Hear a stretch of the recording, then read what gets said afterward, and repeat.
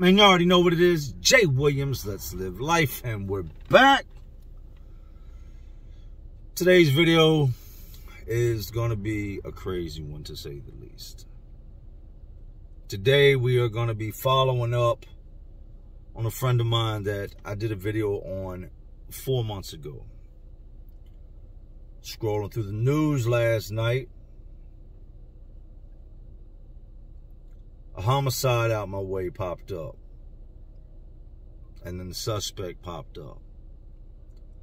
Person that had been arrested for it popped up. Now I'll put a link in the description so you can go back and watch the original video where I was talking about dude. Today we're going to dig a little deeper, man. When I heard that he was responsible for this, I didn't really see it coming. Didn't shock me. I told you, it's not much that can shock me these days. There's really not much surprises me. Only thing that really does shock me is when things happen with children, because that stuff I'll never be able to wrap my mind around. I understand violence. I understand how situations get out of control, how people lose their lives. I've heard so many different stories that guys had to tell on these situations that I've come to have a better understanding of how quick things can get out of hand. Especially when drugs, alcohol, things like that come into play, egos. It happens every day in every city across America. But with my homeboy, it's a little different because I know the whole story. Not so much on what just happened, but his life story. I know what led him to jail for the first time. I know that played a major part in him spiraling out of control in the years to come, being in and out of the penitentiary, and ultimately going on the other night to get arrested for a homicide that took place here in Richmond. So today we're going to speak on my homeboy, what initially led him as a teenager to getting locked up for the first time, what sent him off to prison, what his life will become now that he's headed back for all these bad crimes. We'll get into some of the news clippings, the articles, my input, my opinion, and what I knew, what I know to be true. These aren't videos I really enjoy doing when it comes to this caliber of stuff, because when I know the person, it's different, When I know family members of this person, it's different. But anyways, you know how to seen it, you know how to lived it. So let's read it. A man is dead after being stabbed multiple times inside of a house in Wickham Court. Now, early this morning, police arrested a suspect for failure to appear in court as well as robbery. 8 News reporter Sabrina Shutters joins us live in the Digital Center tonight to explain. Sabrina, what are you learning? Phil Talia, we're told the details around this killing are gruesome, but we're still working to confirm what actually happened inside that house on Melbourne Street. A man brutally stabbed. Someone just got gruesomely murdered right across the street. A swarm of police cars on Melbourne Street caught on video in this neighbor's Ring camera footage. 54-year-old Robert Pulling lost his life in this house Saturday night. Police arresting 42-year-old Kevin Rice in Richmond on failing to appear in court and robbery. They say additional charges are coming. According to court records from the Richmond Sheriff's Department, Rice was released from jail. Spoke to are upset, saying the house the stabbing happened in became a halfway house just months ago without their consent. No one even told us. Schlu saying it puts him a little on edge that the area has become rough lately. It's unsupervised, no one knows, they don't do it through the correct channels, and now someone's dead. Now we're looking into who runs the halfway house and what those additional charges will be for Rice. There are still a lot of unanswered questions in this case. Rice is expected to appear in court on Tuesday. Some people are just born into a different life. I've come to accept that. A lot of y'all watching don't know anybody that's ever personally taken the life of another human being. And that's a good thing. A lot of y'all watching don't know anybody that's ever died in a violent manner or fell victim to a homicide. And that's a good thing. That has not been my life. My life, for as far back as I can remember, death has always just been right around the corner. Death is something that just pops up randomly. With this fentanyl and heroin epidemic, I lose so many friends on a yearly basis, on a month-to-month basis, that it's just like, start to become numb to it. It's like, damn, man, I wish these dudes would wake up. Why are they still doing this? Like, man, I remember he went through this and this and this, and now he's gone behind the drug. Like, damn. But my dad, as I've told you, my dad was a convicted murderer. I knew that at a young age. I remember hearing details about it. And my uncles retell the story of the night it happened. And I'd heard of other things that had happened. So when I should have been playing stickball or soccer or basketball like the other kids, my household was different. My neighborhood was different. We moved a lot growing up. A lot. I don't think I went to the same school more than 2 years. We were always on the go. Moved from this city, this county, this state, that state.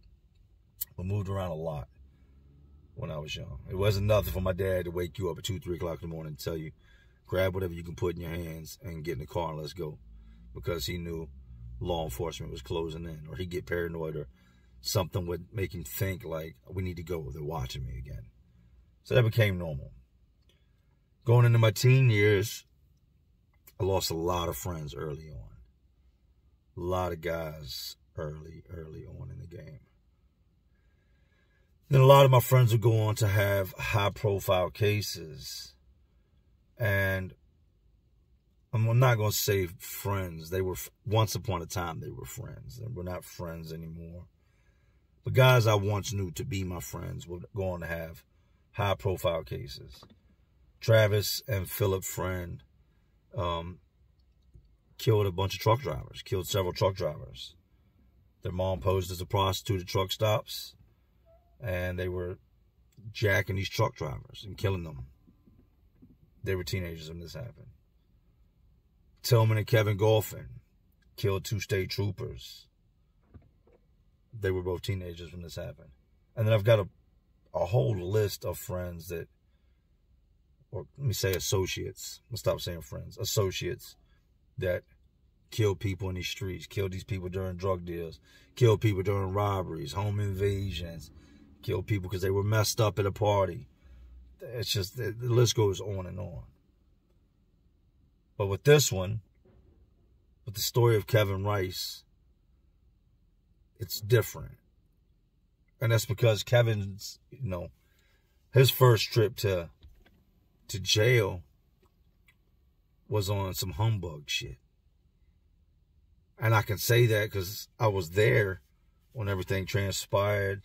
All my homeboys were there when everything transpired. And it was straight bullshit. We argued with the police when they were putting him in handcuffs. Like, yo, that man didn't do nothing. Kevin was 19. I was 18. And there was a girl in our neighborhood that was 17. Kevin's not much older than me. About a year, but less than a year older than me. And we had a girl in our neighborhood at the time that was a jump-off. When I mean a jump-off, she was just a girl that just slept with everybody in the neighborhood. I had slept with her. The time I slept with her, I was 17. She was 17. Then I turned 18. Kevin was sleeping with her. He was 18. She was 17. And then he turned 19. She took a liking to Kevin. And we all knew that. You know what I mean? Like, she made it clear, like, out of everybody, she liked Kevin the most. Even though she would just sleep with us randomly. We could show up at her house, chill, smoke, drink. We were all the same age, you know what I mean? And she was just one of those girls in the neighborhood that she liked boys. She liked to get down. She shows her interest in Kevin. And Kevin shoots her down. Like, nah, I'm not, you know what I mean? You slept with all my homeboys. You can't be my girl. Like, you're tripping. She gets in her feelings about it and goes to her mom with the situation. Well, with Kevin have just turning 19, in the eyes of the law, even though he was 18 when it took place, it doesn't matter. Her being 17, him being 18, doesn't matter. The police arrested Kevin and sent him off to jail for a year. Made him register as a sex offender. And that girl ended up moving out the neighborhood because other girls in our neighborhood wanted to kick her ass. Everybody was down on her, just so angry at her. Like, why did you do that to dude, man? Like, ain't like he was some 30-year-old man. He's just 25-year-old man. Like, you were 17, he was 18. And she turned 18 during the whole process of him going to trial for this stuff, right? But it doesn't matter. The law is the law. Kevin does his year, comes home, and he's not the same. And I'd known Kevin since high school. Like, we had the same science class, social studies, and I want to say math. So I knew Kevin from high school. I knew Kevin outside of high school because he was the half-brother of one of my best friends, Mikey. So we would kick it every day. Every day we would post it up. Young dudes, street dudes. But after that year, like I said, Kevin he was never the same after he had to go to jail for a year for being a sex offender, which is, even if you can fight, it's not going to be a good time. We know the truth, but them guys in them jails don't know the truth. Kevin got out, and one of the first things he told me is, they want me to register. I'm not registered, man. I'm not no sex offender, Jay. I ain't never offended nobody in my life. Like, I'm not doing this, man. I said, man, they're going to put you in prison. They're going to give you all that time.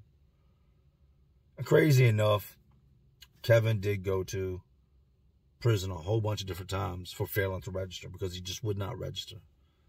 He did not. It's such a corrupt thing, a corrupt conviction that he was just, I'm not settling for that. No, I'm not. I'm not signing because I'm not a sex offender. Pretty much how he broke it down. So at the time, the first time Kevin went to prison, I had a bunch of different guns, man. And Kevin had came to me and wanted to buy this snub-nosed 357 I had. Black rubber grip. Kevin was out there wilding. Kevin wasn't a dude like, since he come home from jail, he was a lot more violent than he used to be. He was drinking real heavy. I said, nah, man, I'm not giving you no gun. You know what I mean? Like, you are tripping, bro. Nah, hell no. Like, you're my homeboy. I'm not putting no gun in your hands. You been got out here and robbed somebody, killed somebody, shot somebody. Hell no. Get me locked up for giving you a gun you go kill somebody with. Well, shortly after Kevin gets out of jail, he meets this girl. And he gets married. Has a little boy. Him and her, this is prior to the gun thing. Him and her are going to church. Her parents are loaded. She is into the church scene. Kevin is into the church scene. They've got this little boy now. It looks like Kevin has made a turn for the better. Met a good woman, married, got a son. He wouldn't be able to, she's like, she couldn't keep him in the house. The God thing didn't last long. The church thing didn't last long. Kevin was back out there in the streets with us. He started getting locked up for other little dumb stuff. Drunk in public, fighting. Prior to this, Kevin wasn't, Kevin had no criminal record prior to that BS rape charge is what it was. Exactly what it was. And I can say that because I was there. I was there tonight. Everything transpired. We all kicked it and hung out afterwards. The girl got in her feelings because he didn't like her. He kind of started to spiral after that. He got away from the church, would hang out with us and not go home for days at a time, take his girl's car and be out with us. I'm like, yo, what's your girl going to say about you having a car? Like, she got a job, y'all got a kid. He's like, I ain't even worried about that, man. We fast forward to the part where he asked me for the gun, and I told him, no, I'm not, you my homeboy, man. I'm not going to give you a gun. I want to see you get jammed up. Like, this ain't, nah, you ain't about that life. This ain't for you. I didn't give him no gun. He goes on to steal a gun from somebody else. And in the midst of all that, he got introduced. And we were all known for selling drugs. He had actually sold the same drugs we sold. For one reason or another, he tried crack cocaine. And he was one of those dudes that when he tried it, he loved it. There's no other way to put it. He put everything before it. I mean, he put that before everything. This is a true story, man. I was standing out front of his mom's apartment. She lived in the neighborhood that I used to be in. And I was out there talking to some of my homeboys, and he comes outside, because we used to post up there, right? He comes outside, and he's talking to us. And I pulled him off to the side, and I said, yo, man, what's up with you? And he was like, what you mean, what's up with me? I said, I ain't trying to get in your business, man. But I talked to a couple different people, and they, your name is, like, coming up, man. They saying that you smoking crack. And? Like, didn't deny it. And? Kind of took me for storm. I said, I mean, you smoking crack? He was like, yeah, I'm smoking crack. And you can tell whoever told you that. I saw punch him in their face. Like, call me what you want, but you won't say that shit to my face. Like, I was the only one that approached him about it. I said, I'm just letting you know it's not a good look, man. Your name is mixed up in all the wrong things right now. Everybody's saying not only did you steal old boy's gun, go in his apartment, steal his gun, but that you're smoking rocks, man. Yeah, and I'm going to continue to smoke crack. I love it. I like it. It's what I'm going to do. I said, wow. I really ain't much more to talk about then. You know what I mean? Like, his mind's made up. I go back over there to kicking it with the dudes that I was chilling with at the time, and we're out front of this apartment complex. Got bottles of liquor. We're just bucking liquor, passing blunts back and forth. His wife pulls up. Kevin's wife pulls up. Got that little boy. It sucks I got to say all this, but, I mean, it just, hopefully this story can save somebody else. His wife pulls up. Kevin hasn't been home for days now. Kevin's been in and out of hotel rooms with different girls, tricked girls that trick for coke, you know the kind. And she knows, she's aware of this. She's been told, your husband is laid up in hotel rooms with prostitutes smoking crack. She can't track him down. She goes by his mom's house. Rest in peace, Lynn. Rest in peace, Goat. And there we all stand. She tells Kevin in front of everybody, you need to make your mind up now. It's either going to be these streets, the crack, the prostitutes, and everything you've been doing that disgusts me, or you can come home with your wife and your son. And he stood there for a minute, and what he said next, if we were playing Who Wants to Be a Millionaire, I'd have never won a penny, because I never had seen, like, I'd seen guys be disrespectful to women, but I'd never seen, like, this level of brutal honesty and just complete coldness. She said, if you want to have, you know, your wife around, your son around, you're going to stop doing the crack now, get in the car and let's go home. He took a look around at all of us, looked at the apartment complex, and pretty much told her, I'm going to keep smoking crack. Bitch, get in the car and get out of here. Don't come back around here ever again. You got to imagine, as us standing there, hearing him tell his wife that, with his little boy, beautiful young man. His son was just such a handsome young man. Looked just like his daddy at the time. And she drove off. And at that point there, I knew, all right, this dude's, his downward spiral has begun. The one thing he had in this world that gave him any chance of hope, any chance of making it out of this, was his family. His wife and his little boy. That was his blessing from God after he was released. And he just shooed it away. Just told it, go away and don't come back. Don't even worry about me. And she did. She filed for divorce. Told you her parents are loaded, so she ended up taking the little boy and moving. And went on with her life. Wouldn't be very long after that My homeboy disappears. He used to be my homeboy. Kevin disappears. And we can't, nobody knows where he's at. Like, damn, where this dude go, man? Which I'm not really too concerned with it because he's out there smoking crack. He's unpredictable at this point. Drinking liquor every day. Like, I don't want him around me smoking crack. I don't smoke no crack. He had went to Williamsburg and done a string of robberies. Was robbing people to feed his addiction, to put gas in the gas tank of the girl's car that they were driving, to pay for hotel rooms. He's got this gun now, and he's sticking up whoever. Sticking up stores, sticking up people on the streets, robbing. Just all the way out there. He would get caught for that. They saw him after he left one of the robberies he did. He went across the street back to his motel room, and the people saw him go straight into his motel room. And they come over there, and they arrest him, send him off to prison for 10 years.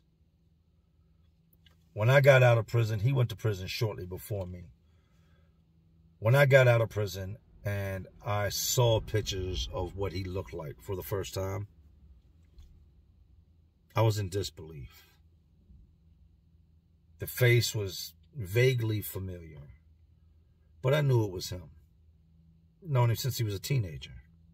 I'm talking early teens. I'd known this dude. I walked thousands of miles, it felt like, with this dude.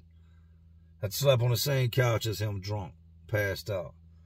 Stayed in the same apartment. I lived with him, his wife, and his son for a short period. I know this guy. I'm looking at the pictures and I'm just not, I can't wrap my head around what happened. How did you age this much? How do you in no way resemble the young man I once knew?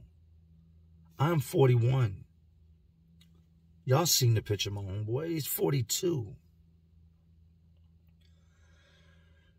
Which brings us up to now. And I haven't seen him since I've been out. I've heard little things about him here and there.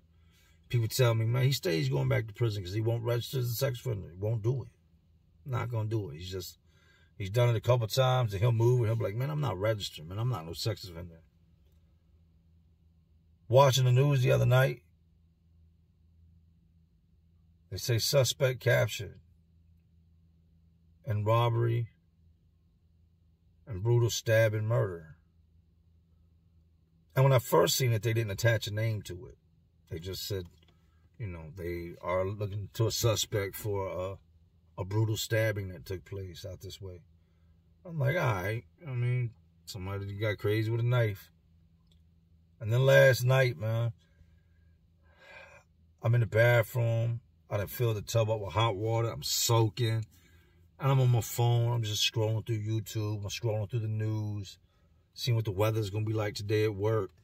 Checking local news. And I come across his face.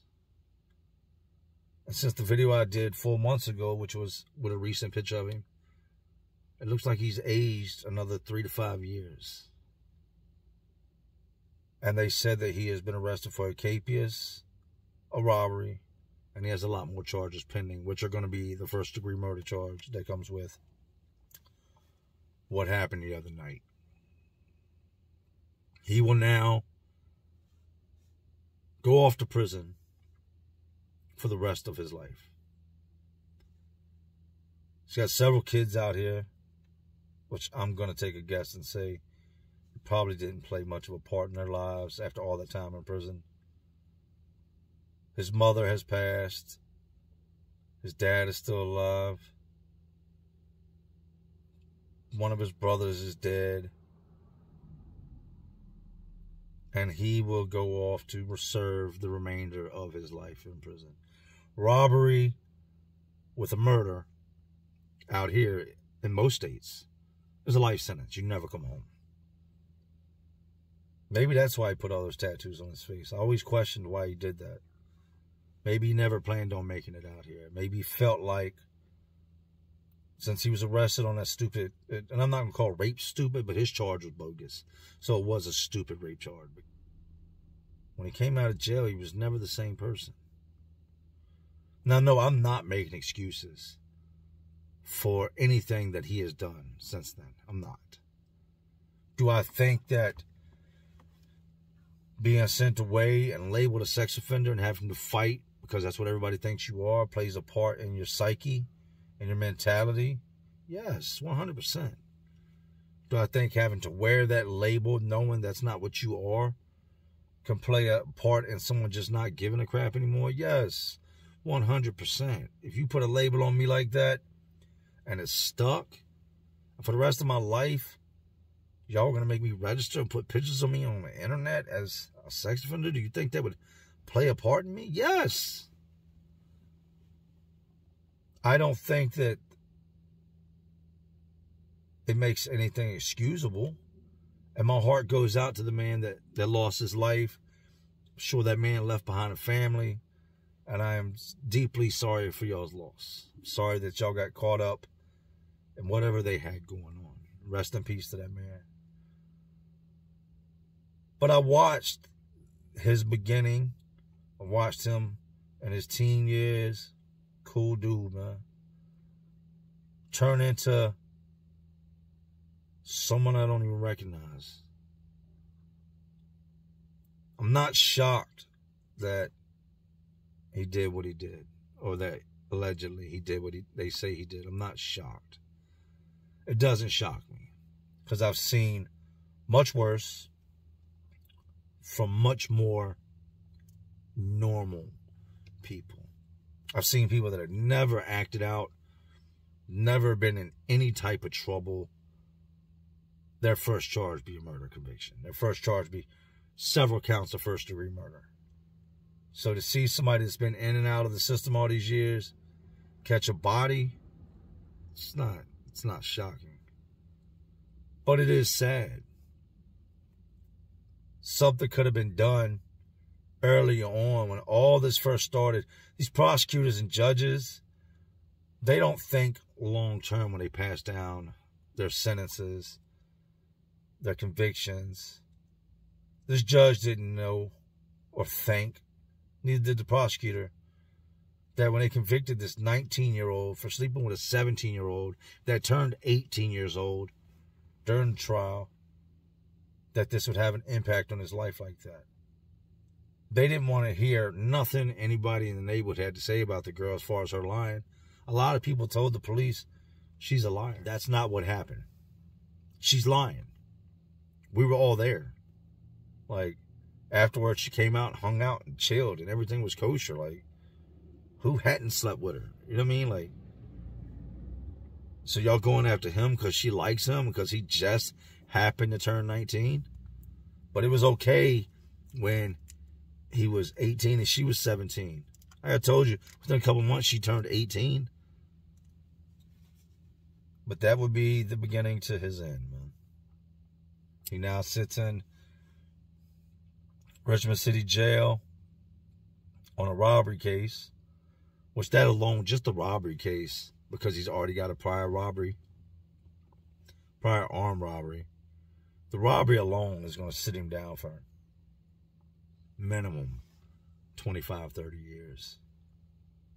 Then the murder conviction is going to seal his fate and put him behind bars for the rest of his life. Now, I don't condone murder. I don't condone violence. And I'm not going to sit here and say that he doesn't have coming to him what he deserves. He took someone's life. That is someone's son, someone's brother, someone's father. You don't get no pass. You shouldn't be killing other human beings. So I can't sit here and say that, you know, whatever they give to him isn't fair. I can't say it's just sad. It's sad when you know somebody, you know their story, and you know what's pretty much brought them to this point. And what brought him to this point was the drugs and the alcohol. He'd get out, and the things I did always hear about him is, oh man, he's all right, he still gets high, still drinks like a fish, but that's him. In watching today's video, I hope to make people think. I want you to think. If you're young, you've never done anything like this, I don't care how old you are. When somebody offers you drugs like that for the first time, how do you think this is going to end? What if that's not just the first time? It's the first time of many times. That drug destroyed who he once was. Took him down a path that he wasn't ready for. Think about the things you do before you do them. The situation with that girl, like I told y'all, it was bogus.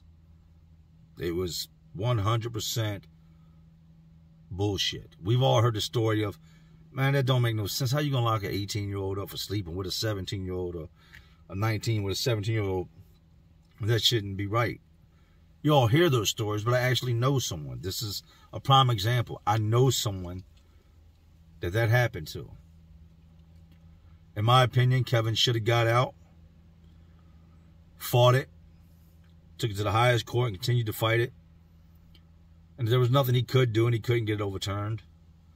Just go on and live your life the best you can, man. People are going to judge you. That's just what they do. But that doesn't mean this has to be the end of your life. Your story doesn't have to end like this. Kevin's story is a familiar story. It's a story that happens in America every single day. Somebody dies, there's the victim, and then there's the killer. Kevin turned out to be a killer. You couldn't believe the person that I knew. You couldn't believe that was once him. I can close my eyes and still remember him smiling, what he looked like as a teenager. I can close my eyes and remember him being the tall dude in the class and us walking through Heritage Court Apartments and down Jeff Davis and through Amp Hill and Richmond and different neighborhoods that I chilled in. I remember all that. And to look at his picture on the news and think that he's a year older than me, and to know where his life is headed, let's not forget, Kevin's going to prison for murder and a robbery. But he's also going to prison as a sex offender.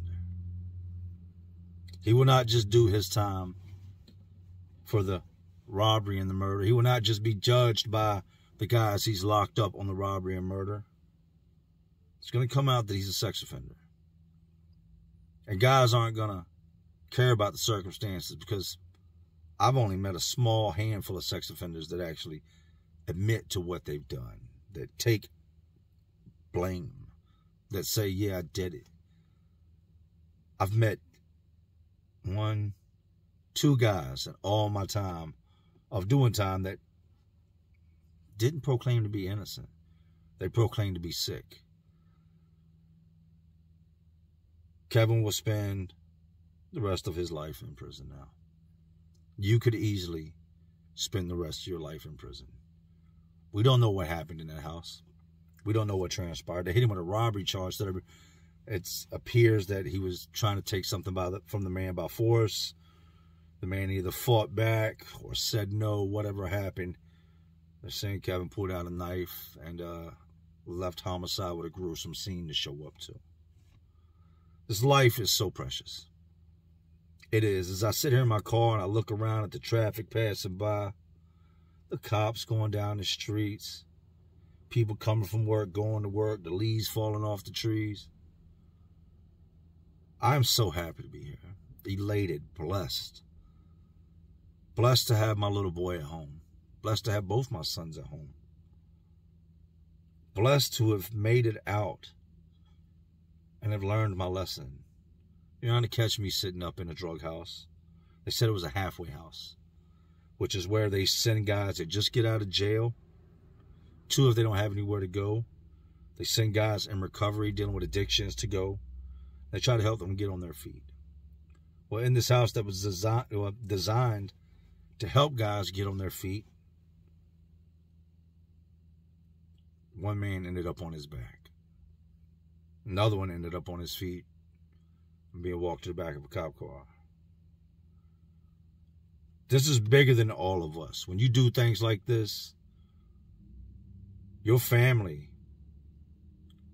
has forever got to pick up the pieces. the family of the man that was murdered forever have to pick up the pieces. They've got to now plan that funeral. They've got to pay out of pocket. Even if they don't have the money, they got to figure out how to come up with $5,000, $6,000, $7,000 to bury somebody. They're the ones that'll have pictures set up on the mantle of this man. His kids will, man, my dad was murdered. If he's got grandchildren, they may never even remember him. And it all boils down to, everything I've said today boils down to decisions. What are you going to do? When times get hard, you don't like something going on, what are you going to do? I know what Kevin should have done. Should have gotten in the car with his wife that day. He should have went back to going to church with her. Should have went back to being a father. And he should have got far away from the streets. She had him on the right track. She was a strong woman, and she had put up with all she could put up with. And I'm sure she's seen this on the news now and has to tell her kids, her son, well, your dad killed somebody who's going to prison the rest of his life. I'm sure her parents, who are upper class America, are going to look and be like, oh my God, we had this guy in our house years and years ago. This guy sat at Thanksgiving with us. This man was a part of our family at one point. Wake up, people. There are consequences to our actions. If you think you're going to do drugs and not become a drug addict, you don't know much about life. If you think that being a drug addict can't put you in situations that get out of hand, you don't know much about life. If you think that your story couldn't become his story, or his story become your story, you don't know much about life. It's all about the decisions we make. The things we do from moment to moment mold our future. I could get out of my car right now and wait for the next car to come by and do something to them. And guess what? I'm gone. But I'm smart enough to know, first of all, I don't want to hurt anybody. And secondly, I don't ever want to go to jail. I don't ever want to go to prison. I want to stay right here where I'm at. Been there, done that. I doubt Kevin will ever see this. I'm sure some of his family will, and they'll tell him about the video, and I'm cool with that because I haven't said anything wrong. I haven't said anything that everybody doesn't know. Damn, man. Y'all make sure y'all go back and watch the I Love Prison. Friends I have that just can't stay out of lockup video. Gets more a little in depth with Kevin and his actual robbery case. Like I said, I did that video 4 months ago. And here it is. Enough of this, man. Y'all please pay attention. Please learn. Look at the effects drugs, alcohol, and prison can have on you. Look at how it can alter the way you look. Look at what bad decision making can do to the rest of your life. Think before you act. That's the bottom line. Don't you do anything that you're not willing to deal with. Don't do anything you would be ashamed of. Don't do anything today that might take someone else's or your own life away from you forever. Anyways, these jails, detention centers, prisons, these streets, they're all just crazy worlds inside of this already crazy world we live in. And as always, y'all know what I'm doing. I'm just trying to keep y'all entertained. Are you not entertained? And like always, this is Jay Williams. Let's Live Life. To all my real ones, and there are some real ones watching.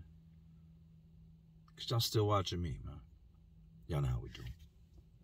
Salute.